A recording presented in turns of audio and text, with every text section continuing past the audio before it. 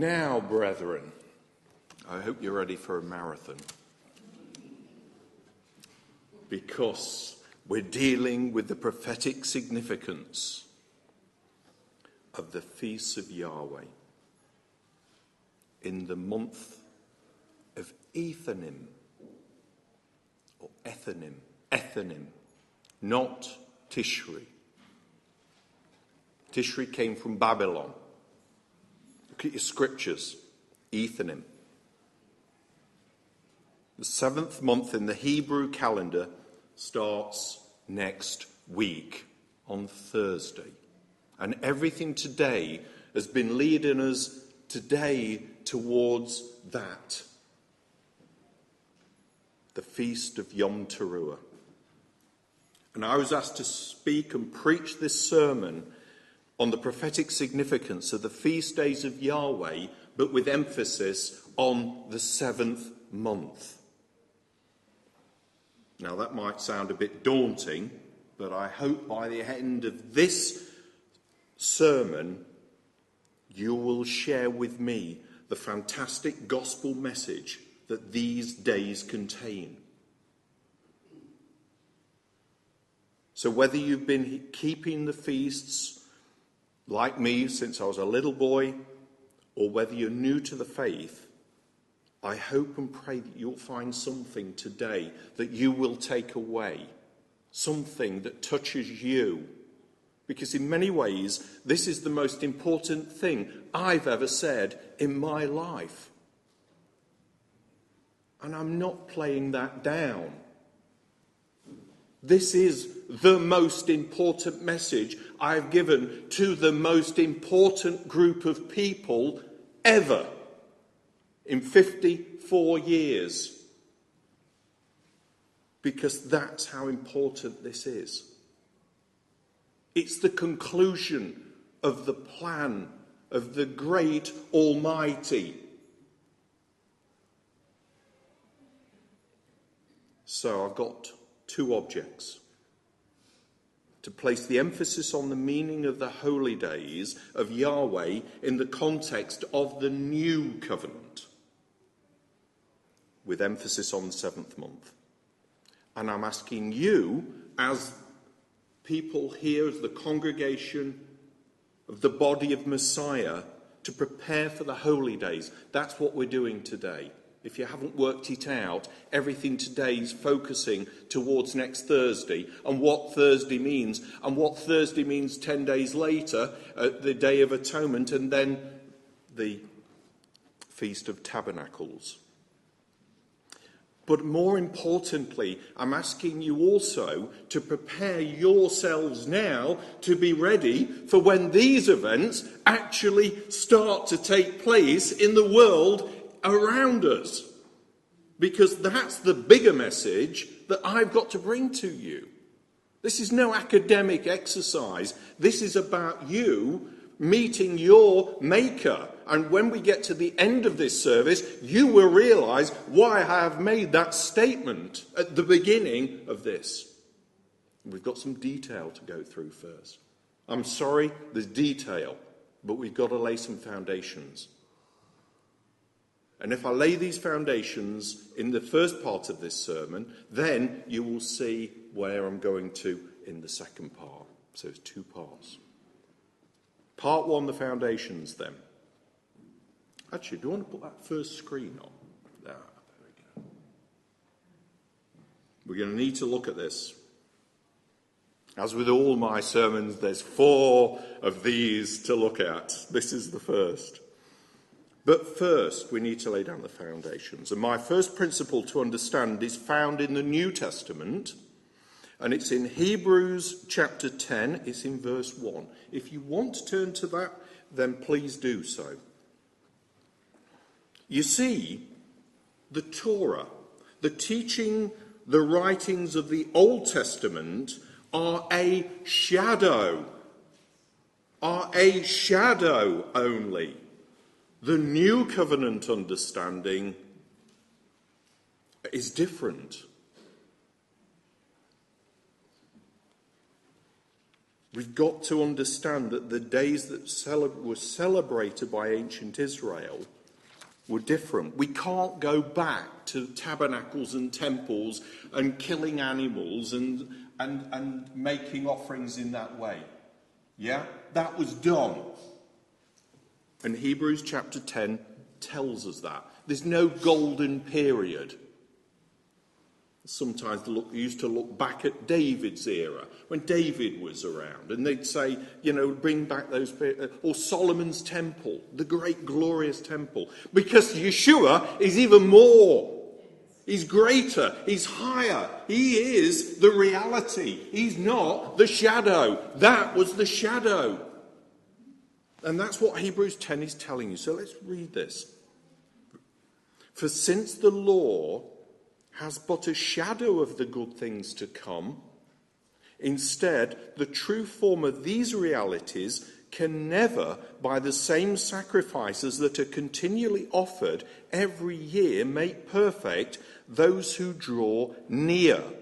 Otherwise, would they not have ceased to be offered, since the worshippers, having once been cleansed, would no longer have any consciousness of sins? That's a simple point, but Paul makes it very firmly. But in these sacrifices, there is a reminder of sins every year, for it is impossible for the blood of bulls and goats to take away sins. Simple, but very profound. So we've got to look at something different here.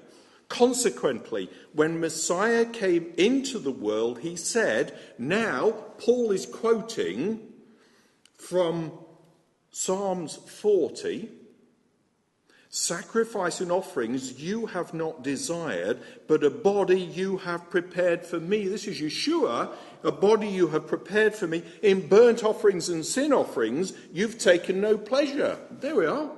He doesn't take pleasure in those things.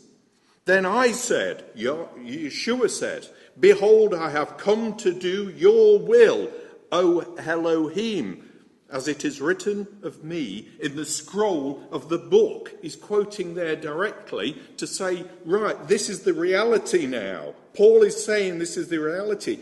And he goes on to force that point by saying, when he said the above, you have neither desired nor taken pleasure in sacrifice and offerings and burnt offerings and sin offerings. These were offered according to the law. Then he said, behold, I have come to do your will. What does it say? He does away with the first in order to establish the second. Now, I'm not talking heresy. I'm telling you what the word says. He gets rid of the first to establish the second. And by that will, we have been sanctified through the offering, not of animals. What does it say? Of the body of Yeshua Messiah once for all.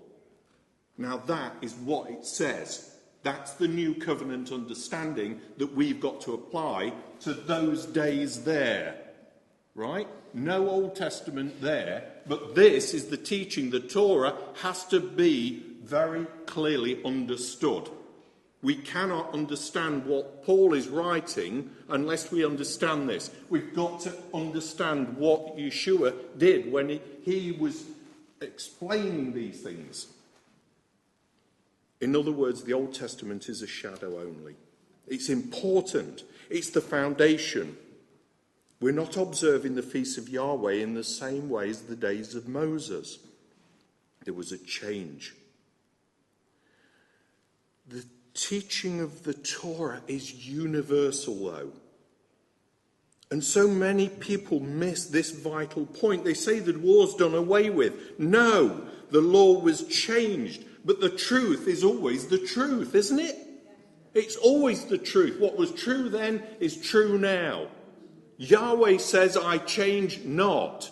He lays down the first to establish. I already said this in one sermon before, that Moses came, what? He was faithful in the house that was built. He followed what he was told to do, the way he was told to do it. But it was a shadow. And indeed, Moses pointed us ahead to the great prophet that would come. So we need to understand this structure. We need to understand why we keep them. And I just want to take a moment just to look at this. If we just understand something we'll come to in a minute. Over here, where I'm standing, this is representing the first month of the Holy Calendar. You'll notice the first month at the top there, Abib. That's the name of the first. Point. Oh, there we go. That's better, isn't it?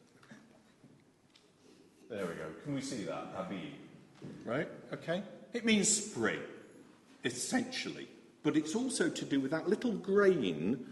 When the moisture's coming into the grain, when the grain is just beginning, that's what Abib is. It's the spring.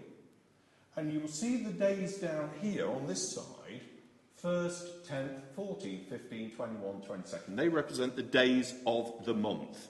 Okay, so there's a table. The first day there, I've got the Aleph. The Aleph is the first letter of the Hebrew alphabet. I've put it there for a reason. And this here is the start of the year. Look at Exodus 40 if you want to prove that point.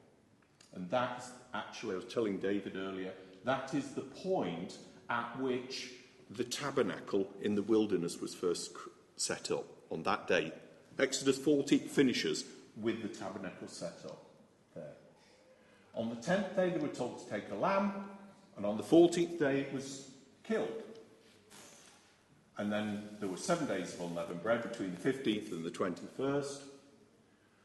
And in the middle of that period, there was a wave sheaf offering. From that wave sheaf offering, you count 7 weeks, and you add a day. And then you end up here, in the 3rd month, called the Feast of Weeks. We call it Pentecost in the New Testament, in the New Covenant. And it falls about in the first week of the 3rd month. It tends to vary slightly. I think the Jewish calendar, they actually fix it, but for most of us, I think it floats. It's a Sunday anyway. 1st month, 3rd month, and then we come to the month that we're talking about today, the 7th month. That's the word I used earlier, Ethanim. Ethanim is a word from Ethan which represents permanence, okay? Permanence. Whereas this is the spring, this is the permanent. And we've got the days. And look at the days, how they tie up. 1st day, trumpets. 10th day, atonements. 15th day, Sukkot. So the Feast of Tabernacles starts here.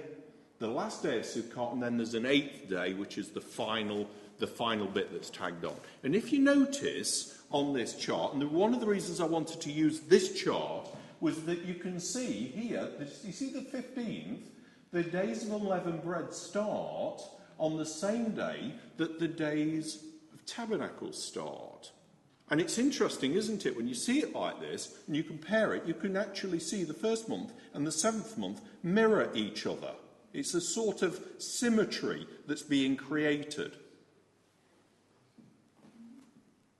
So I just wanted you to see that because of the way it's structured out. In other words, this is a deliberate structure, and we're going to come back to that, and we're going to talk about that in context of this. Remember, I'm laying foundations at the moment. So I need to just make a note for you on the number 7, right? Because this is also built into this. So 7 is generally regarded as a number of completeness. In Scripture, the holy days are built round that number. We've had some emphasis of that today already. There's the 7th-day Sabbath.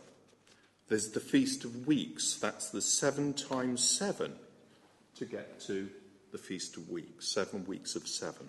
There's the 7th month. 7 holy convocations are built within that structure, appointed feasts. Times when we were told that we should celebrate. Times when we were told to come into the presence of Yahweh. It's hard to even begin to understand the calendar unless one places the stress upon the number 7. In Scripture, this number represents entering into rest, Yahweh rested on the seventh day of creation, and a time set apart as Kadesh, holy. We have to understand we're entering into holiness here to understand what that actually represents. And so when we enter to the seventh month, that is a holy month. Bear this in mind, particularly when we come to the second part of this sermon. But beware of numerology. That's a cult. Yahweh is not chaotic. Everything he does to an order. He does it when he says, on time, and it is absolute. Let's get that clear, though. Yeshua was born at a particular point, at a particular time, because he declared it so. And he gave us this roadmap as a prophetic calendar to enable us to see what he's doing then and now. They didn't have a clue when they set that up. I'm sure Moses probably didn't even know this. He was just told to do it. But be careful, because there are false ministers and false teachers who say that it's acceptable to bring into Christianity pagan practices under the banner of Christianity. I don't need to tell you people that. This is false. It leads people away from Yeshua and the meaning of the scriptures. And I ask a question. What does Yahweh think about that? What does he think when you're keeping something pagan from the enemy? You're committing adultery. That's what you're doing in his face. Because you're ignoring the road plan and the map and the prophetic significance of what he's actually created. Because he's given it us. He's told us.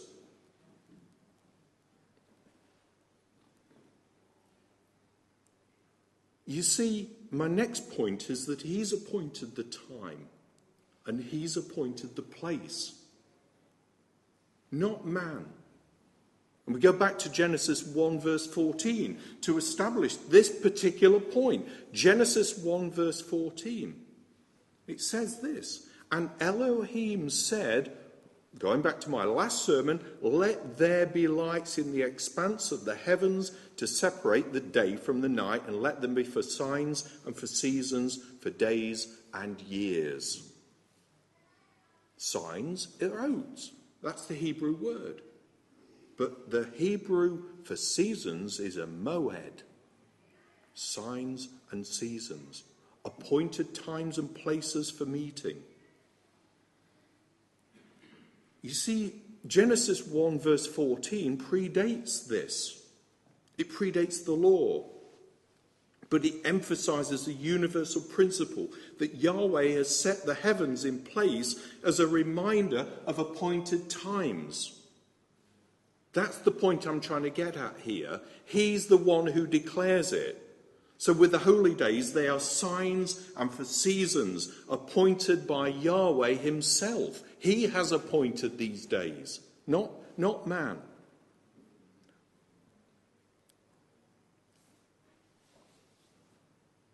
We keep the holy days referred to as the love feasts in the book of Jude because Yahweh established them. That's it. He established them. And he did it for a reason. We must be more mindful of the real significance of these days in order to celebrate them the way that we ought. The holy days invite us into the presence of the Almighty, into the presence to give gifts of offerings and thanks. They're appointed times. So we have much to be thankful for having this map.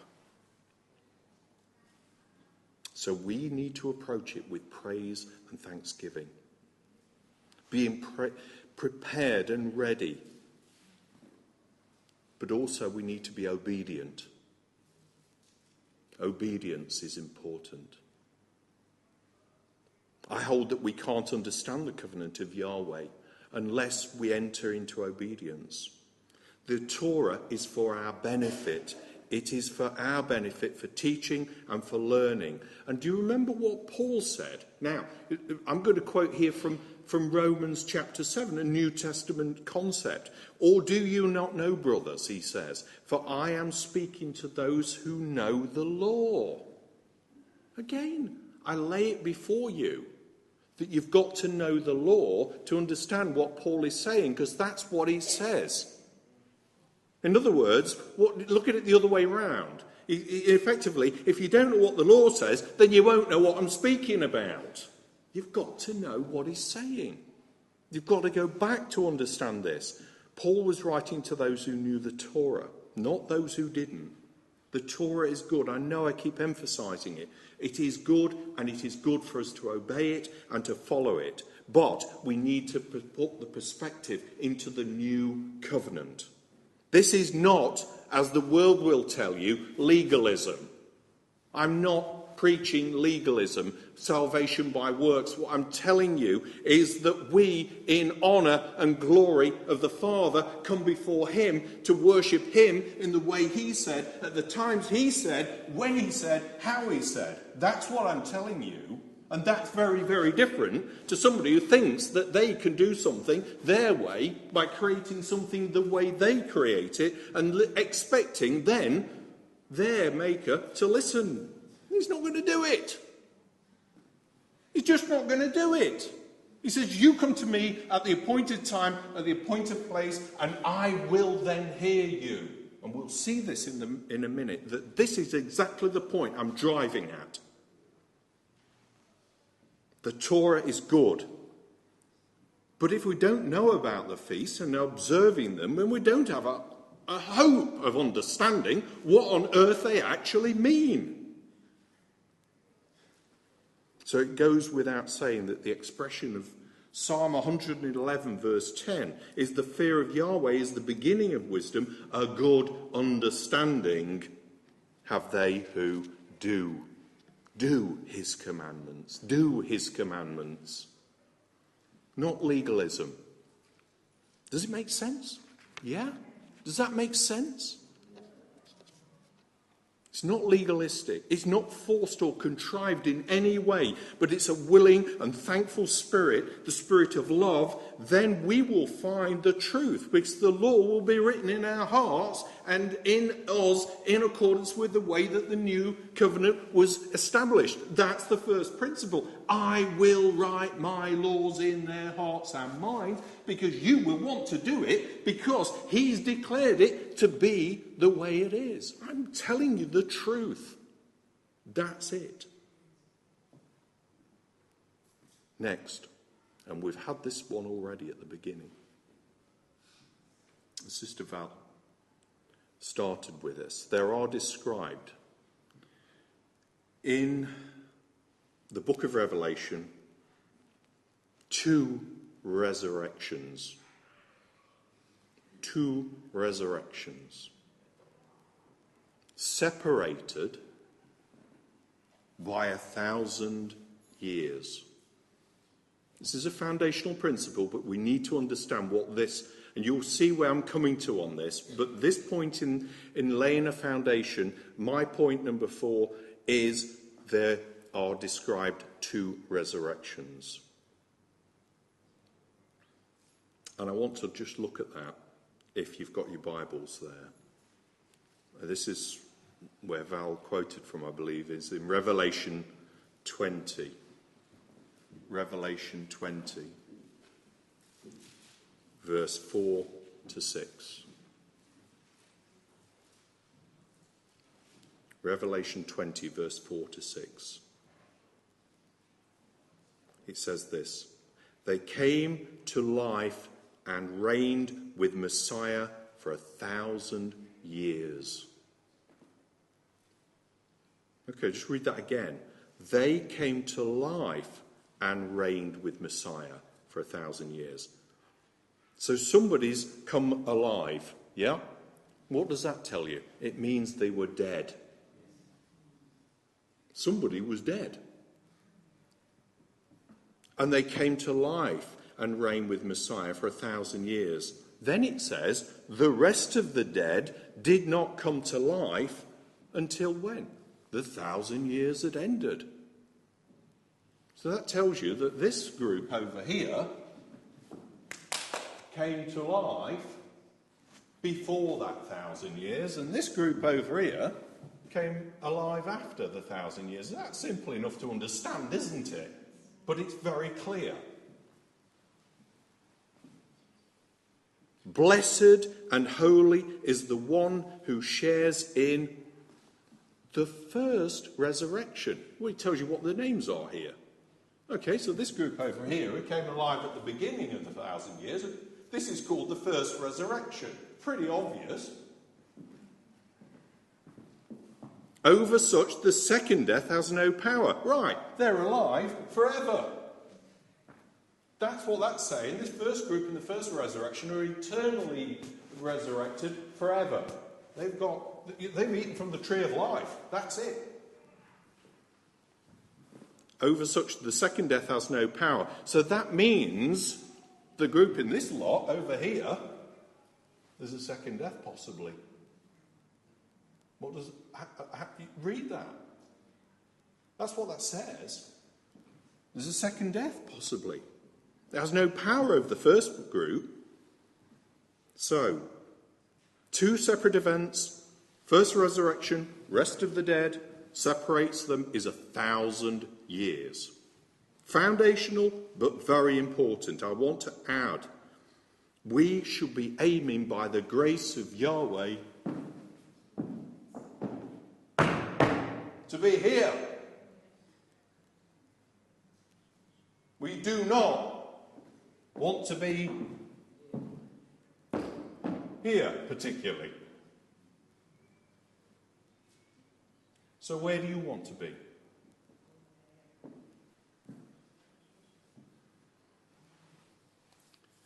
I think that's self-evident, but it's actually tied in to where we're going in the 7th month, and you'll see why. My 5th point, 3 times a year are we to come into his presence, called these 3 times a year that are described here, which we're going to look at in a moment. These 3 times a year were the pilgrimage feasts. They would go up to Jerusalem, to the temple. In the Old Testament, the instructions are very clear. And if we just put the next screenshot on, I want to show you something here, something really interesting. It says, 3 times shall your males appear before me. Okay? Or 3 times in a year shall you keep a feast to me, in this one, actually. This expression 3 times occurs 4 times in the book of Exodus. It's twice here. You can see this text. It starts there 3 times, yeah? And then it finishes here at the bottom 3 times. Okay? It's like parenthesis round the text, if you can imagine. It's like brackets round it. 3 times, 3 times. Everything in the middle of here is important. Listen, that's what that's saying. And it says this, and you've got, what I've done is I've just listed them out. I'm not going to read all of this, but I just want to make some observations. Feast of Unleavened Bread. Feast of Harvest, that's the Feast of Harvest there is the first fruits. The Feast of Weeks, it's known as, it's also called the Pentecost. But this is the one we want to look at here. It's the Feast of Ingathering. Notice, this is not individual days. Got it? This last one here, you'll keep the Feast of Ingathering, isn't the Feast of Tabernacles. It's all of the feasts in that month, because they would have gone up to celebrate for the whole of the 7th month, wouldn't they? They would have been there for trumpets, atonement, they would have had the 10 days between, they would have then been there for Sukkot. Okay, this is the month when they gather in. It's a gathering in. So it's called the Feast of Ingathering at this point. It says, at the end of the year, when you gather in from the field the fruit of your labour. Right? Okay, so very important. This is really, really, really important to remember where I'm going in gathering. Now, I said to you that this was one... there were two expressions here 3 times. If we just turn to your scriptures and compare Exodus 34. Now, I haven't got a screen of this, so you'll need to look at this. If you look at Exodus 34, verse 23, I'll make a very simple point here. I've got a very simple point to make. Exodus 34, verse 23.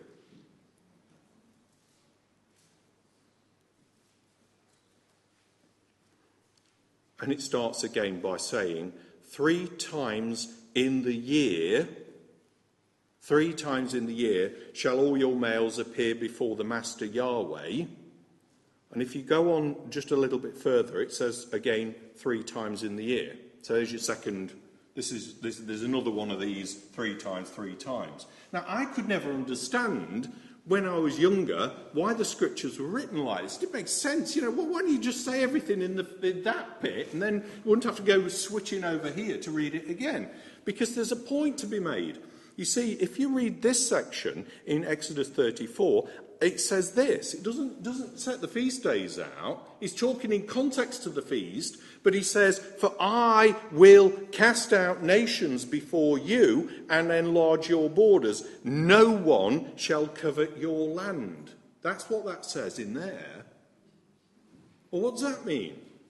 What on earth does that mean? Well, it means is, if you come up to do what I do, when I say, because the word when is in there, when you appear before Yahweh, your Elohim, 3 times in the year. There's a point. Do you see the point? Keeping these feast days is connected directly to the promise of the promised land.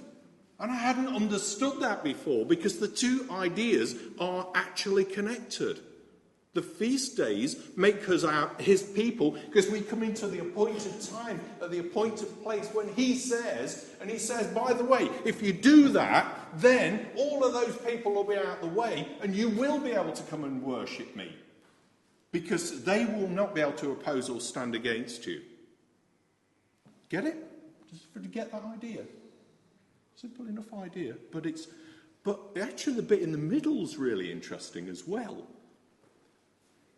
Because these 3 times over here and these 3 times over here are surrounded by the building of the tabernacle. And the tabernacle, therefore, is connected into the whole thing. In other words, you can't separate the Torah, the tabernacle, and the holy days. You can't do it. You've got to have one with the other. Why? Because the law was placed in the ark, and the ark was placed in the tabernacle, and the tabernacle was where they went to worship, to meet up. So they did everything all around that. So everything we look at in the 7th month has to be understood in context to everything links together. It's one idea. And in the new covenant, it's even more so. That's probably a lot to take on board. You may need to ask me afterwards, but I'm trying to draw a mystery to your attention, that why he says it the way he says it. He's establishing his people who will do what he wants them to do. Now, let's look at the new covenant in the next foundational point. And that is, this is to do with harvesting. And I ask a question. Was Yahweh interested in crops? Well, yes, he was. He was interested in crops because he wanted to bless his people. But that's not the true intent of what he was getting at. You see, we have to read the words of Yeshua to understand what actually he means. And this is a foundational principle that when we look at John chapter 4, And verse 34.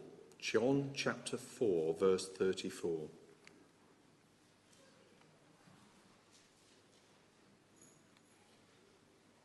John 4:34. Yeshua said to them, "My food is to do the will of him who sent me and to accomplish his work. Do not say that there are 4 months, then comes the harvest." Can I just stop at that point? Do you see that? In the text, there are 4 months, then comes the harvest. Something I was just talking to somebody about earlier. If you just go back to the slide before that one a minute. Did you notice here, the 3 months to the 7th month?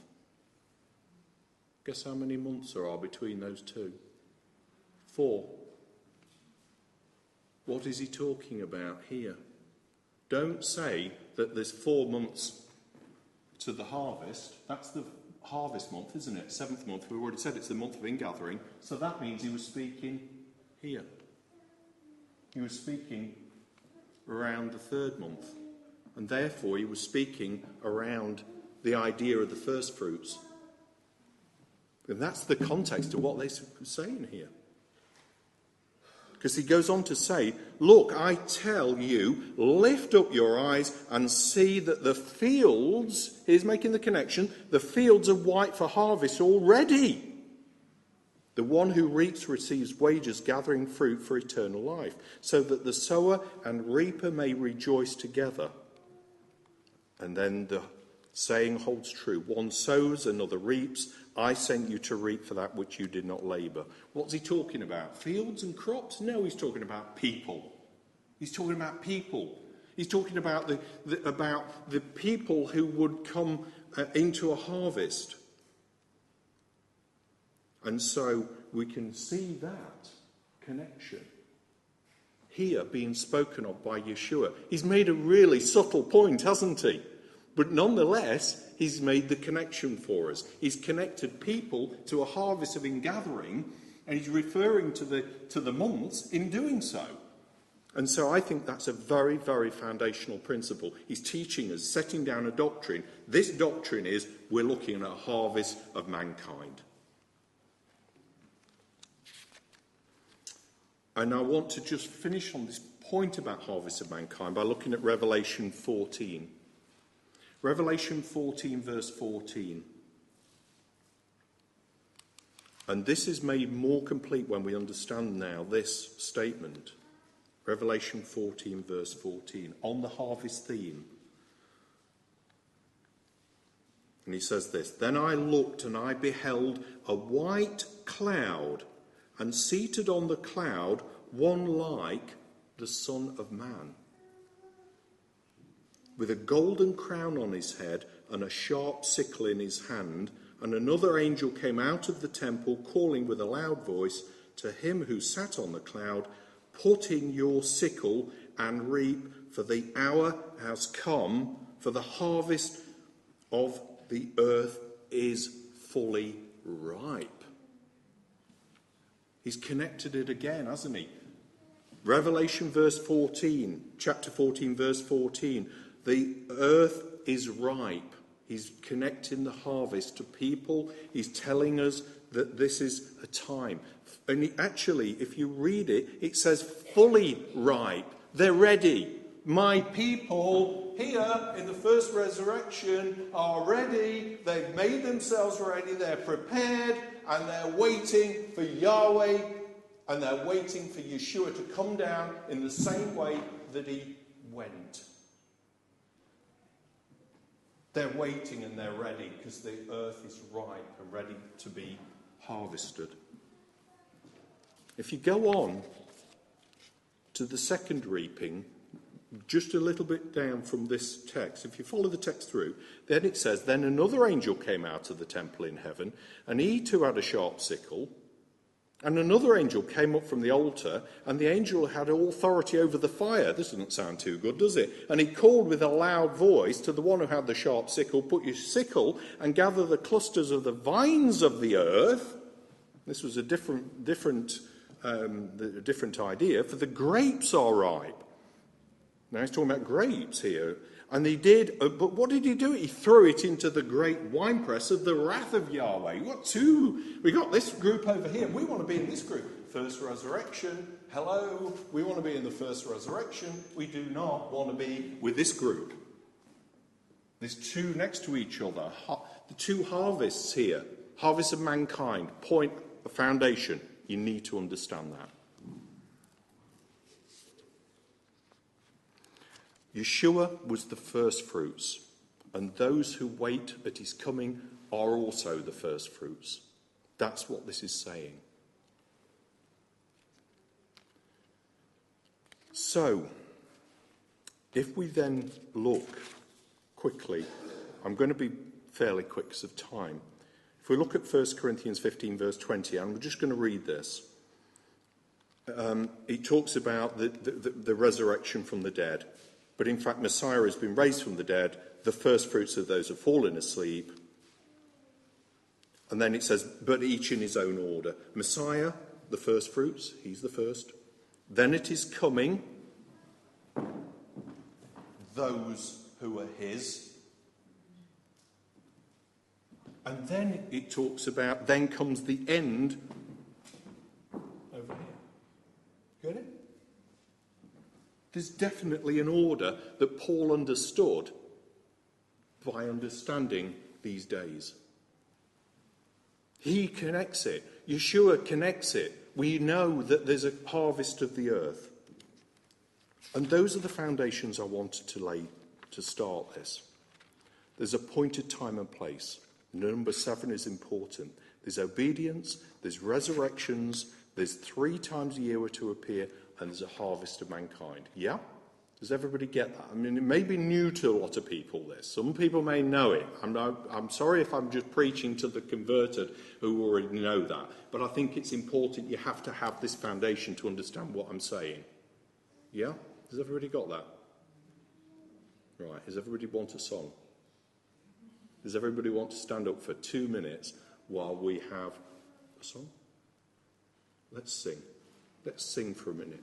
Let's sing praises to Yahweh, because the meaning of the feast I want to deal with in a minute.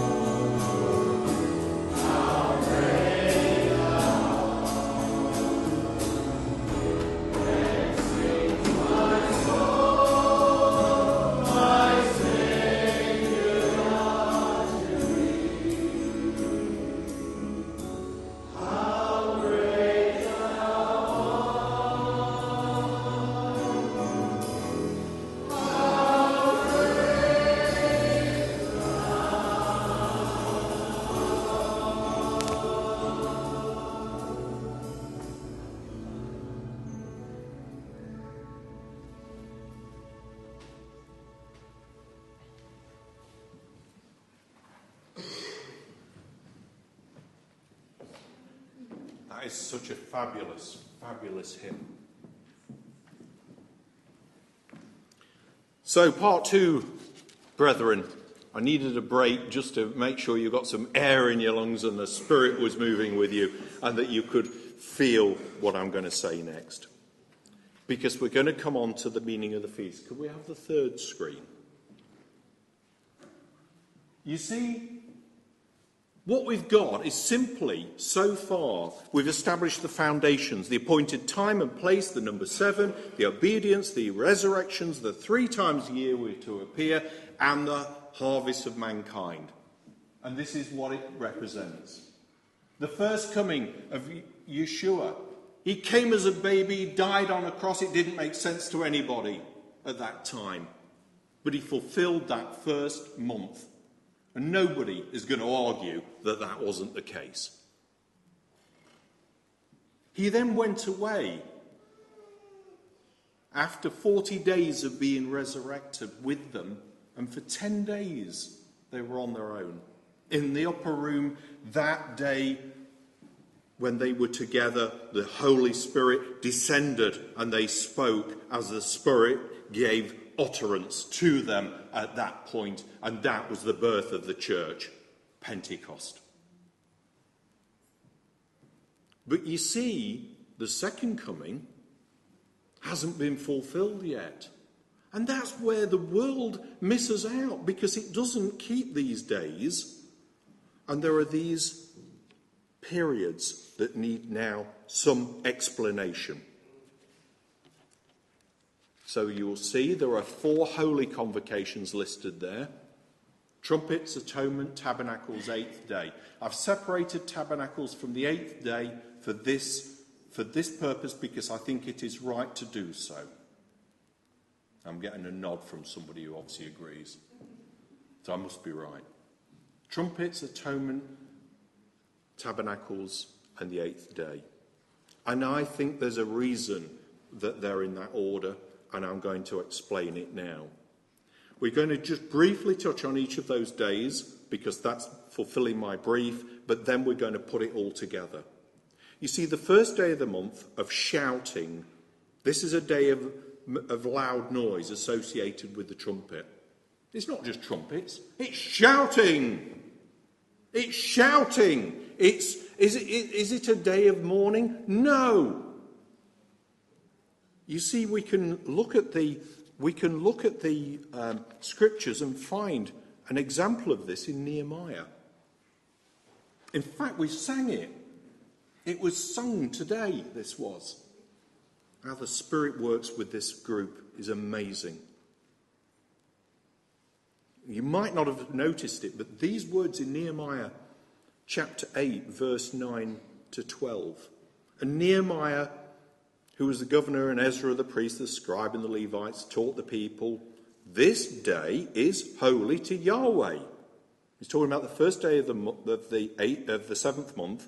Do not mourn or weep, because they were crying because they'd just had the law read to them. They were really upset because they'd now realised that they'd be getting it wrong. But all of a sudden, we've got this period where they've come back from Babylon, they're rebuilding, everything's coming back together again, and the law has been read, and they were all unhappy about that because they knew what they'd done and they were convicted of their sin. And it says this, go your way, eat the fat and drink the sweet wine, and send portions to anyone who has nothing ready.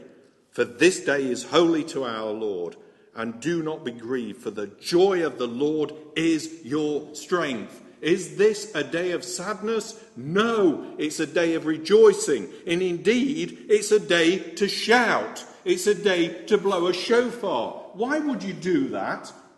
Why? Have anybody asked, why would you do that? I've heard people who preached on this and said this is a day of war. That's not war. That's joy. And joy is joy. It's a joyful day. And next Thursday, when you walk into this room, I want you all to say, hallelujah, I mean it. Because we'll hear the shofar blast.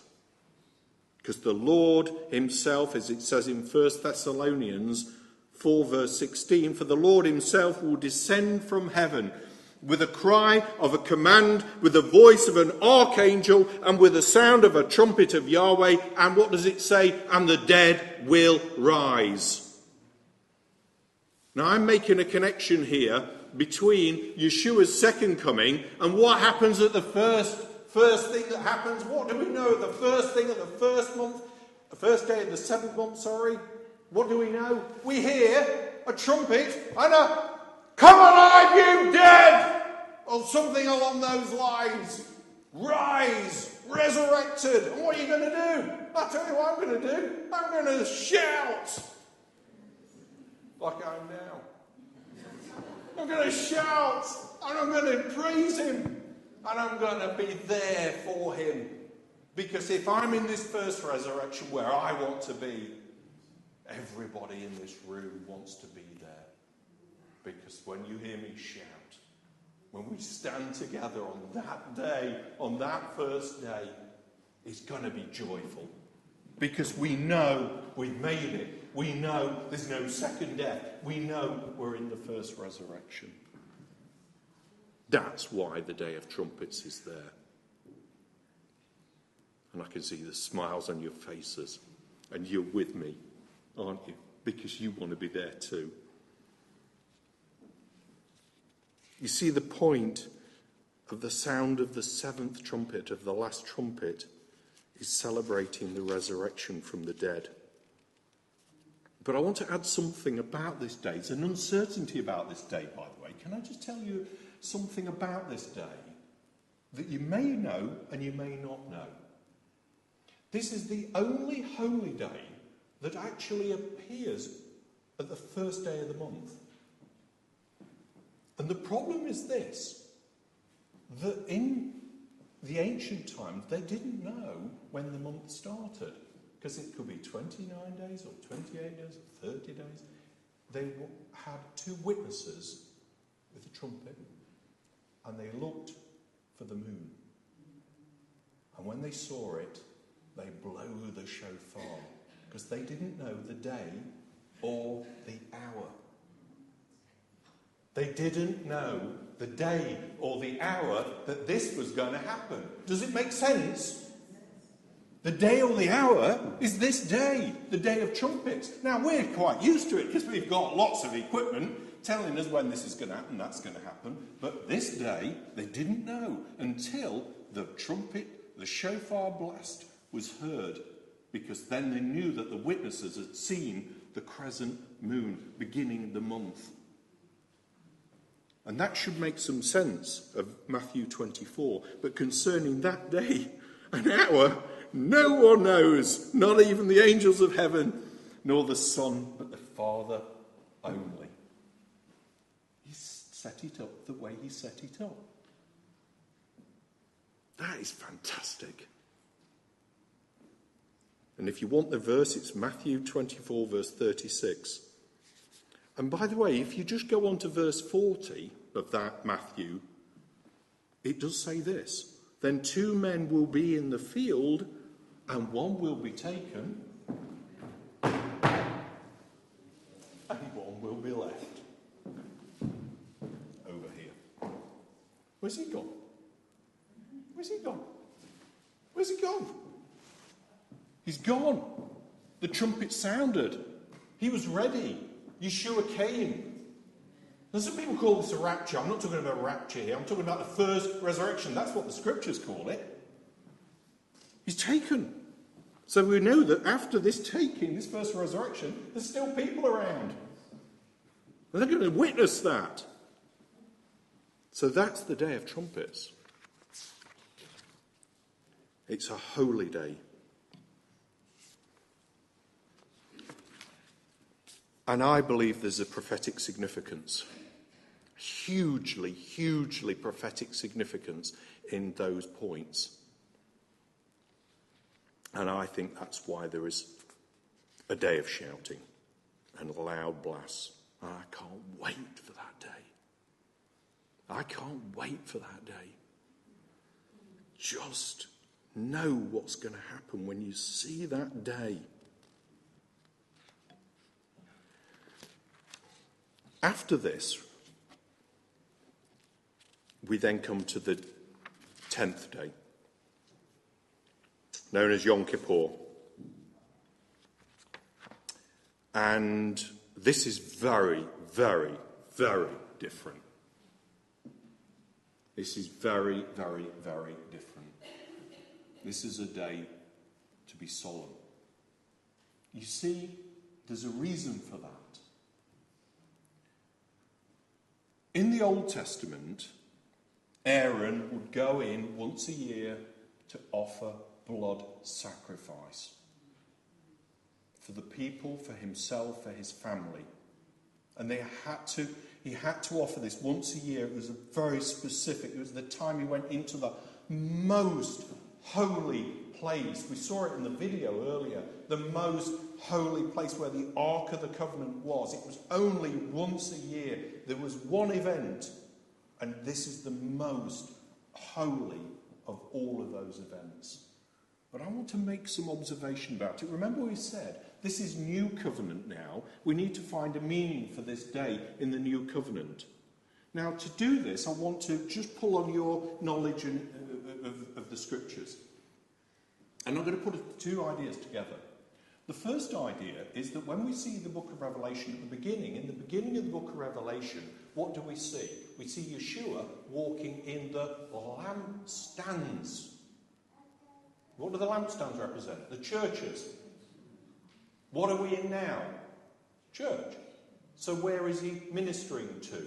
The lampstands. Right? Does that make sense? He's ministering to the lampstands now. When John saw him in the book of Revelation, he was in the lampstand, in the area, which would be the lampstands. And I'm going to say that Yeshua today, at this point in time, is here with us now, and he is working with his people. So from the day when Pentecost arrived, right the way through, he's ministering to his people, because he's the greatest servant of all. You think you can serve? He serves everything. And he's the master. You see, when we get through the book of Revelation, we see something really, really, really important. And that is that in the book of Revelation, Yeshua enters into the tabernacle in heaven. In the temple in heaven, and it's filled with smoke. You know the account. Filled with smoke.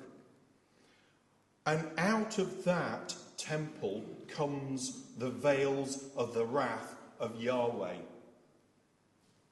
And the Spirit of Yahweh stays in the temple while that is poured out.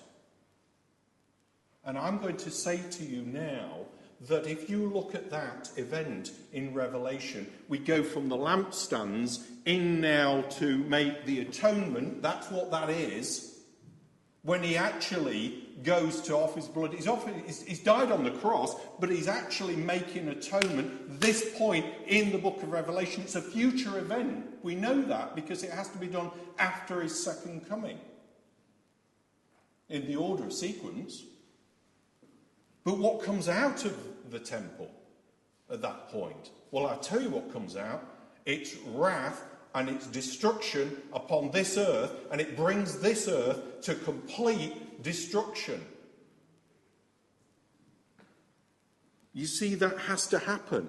And it's a somber day for us, because not only is atonement being made and the real truth of the death of Yeshua and the blood that is being offered, his blood to his Father, to make atonement for everything that has happened, but out of it comes wrath, judgment, if you like. And I would argue from that point on, in the prophetic calendar, there is no going back. Because once that wrath is poured out, this earth is done. He brings it to its knees. It's not a day of joy, it's a day of darkness and sadness. And that makes more sense.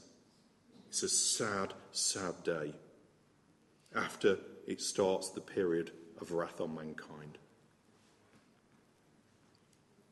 And I could read the scriptures on that, but time doesn't allow me to go much further than that. But then we come to a glorious day. You see, he doesn't stay there. He comes out and then he descends to Mount Zion. Zechariah chapter 14. His feet stand on the mount, and the mount cleaves in two, and there's a river of water that pours out, and the healing of the earth now starts. And then we start the 1,000 years of his reign. Remember what I said about the number 7? Well, there's been 6,000 years since Adam, and now we're into the 7,000th year, and we've got a Sabbath rest coming on the earth. That's my understanding of it. That 1,000 years is not something that is optional. It's something he has to do to fulfill his pattern of sevens and a rest that has to come on the earth. He has to do it. But to do it, he has to put Satan away. He has to be bound for 1,000 years while he sets up his kingdom to rule this earth.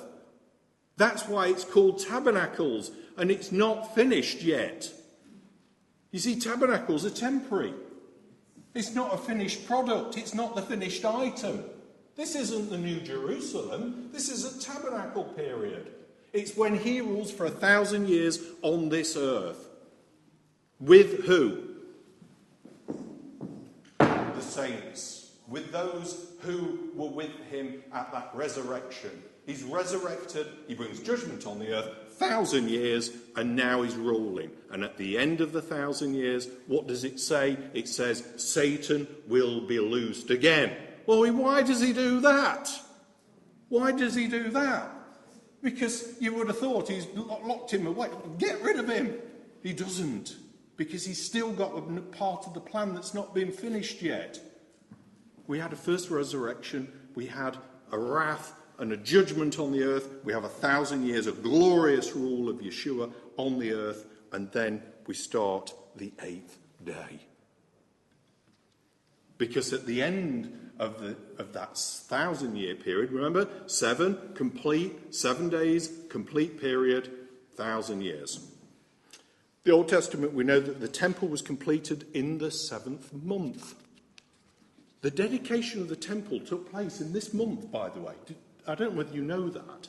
If you look, again, I haven't got time to go into it here. 1 Kings chapter 8, if you want to look at it. From 6 to 8, in fact, I'll tell you, it's because I'm bursting with this one. Okay, Solomon started the temple on the 4th year of his reign. Okay, 4th year of his reign, he started building. When did he start building? In the 2nd month. Not the 1st month, the 2nd month. He then built it for 7 years. At the end of 7 years, in this month, the 7th month, there was the dedication. And on the 8th day, they'd finished the dedication. If you want to understand the plan of Yahweh, it goes from the first day of the first month, it goes to this day, the 8th day of the 7th month. It's all complete. It's here in the Torah if you want to read it. You can put it together. But in the new context of what I'm saying, the 8th day becomes the last and great day of the feast. Why? Because by the time this is all now put together, we're now coming to a conclusion. Because there's going to be another conflict. And Satan this time is not going to win. He's going to be deposed forever. And that is going to be Yeshua's final thing. Because at that point, we see the resurrection of the dead. And the books will be opened and everybody will be judged for what is written in the books and the book of life. And I'm going to argue there's going to be a union of all of those people who went from here in the first resurrection right the way through to that second resurrection. And that is the plan of Yahweh. Now, if you look next at the next screen, you'll see it all put together. There it is. So what have I said today? I've said loads. I don't know whether it's all sunk in, but hopefully some of it has. I'm so passionate about this. This is the harvest of mankind in the 7th month. Trumpets. The first harvest. I've demonstrated the resurrection of the dead, the hour and the time, the day and the hour no man knows. But when that trumpet goes, we're going to be shouting. And we're going to be standing there with him. And we are going to praise and glorify him. And we will lift him 10 days after that, we get atonement. And then follows a harvest of wrath, because this earth is going to be spent. It has to be destroyed. He has to tear down Babylon. It has to become a wilderness again, because mankind has to be taught a lesson that you cannot fight against the Almighty. You cannot fight against him and expect to win. But it doesn't finish, and he brings in 1,000 years. And it's a glorious time of the rule of Yeshua, followed by the second harvest. You see, there's a harvest theme through all of this. Each period is different. You cannot understand this unless you put this together. Now, don't believe me, I'm telling you the truth, but go and read it for yourself. Read it, it fits. Everything I say fits. It makes sense of Revelation. It makes sense of those days. So Yeshua came as a baby, died on a cross, he rose, he came to give us life so we might have life in him. He then sent the Spirit to the churches. The churches were then empowered to become his bride, his body on the earth. He would then come back and take his own before this wrath would come. And then he would unfold these other things. And that, I believe, is the plan of Yahweh. That he is bringing to salvation. Brothers and sisters, we are coming together in one.